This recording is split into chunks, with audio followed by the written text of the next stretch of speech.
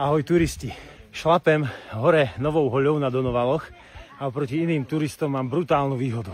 Telefón, v ktorom by som mal navigáciu, tak práve sa ním točím si ním selfiečka ako taká pubertálna trumpeta, ale aby som sa nestratil, tak na sebe mám mapové tričko, voláme to, že mapičko. A na ňom mám mapu Donovalov, presnú trasu, po ktorej šlapem. Má to dva efekty. Jednak ľudia sa hodne otáčajú a pýtajú sa ma, čo to je za mapa. No a chcú sa ma dotýkať a pozerať si to, ale našťastie tu mám svoju manželku, takže to nemajú dovolené, majú to zakázané. A druhá výhoda je, že keby som sa tu stratil, tak to dám dole a hneď vidím, kde sa nachádzam.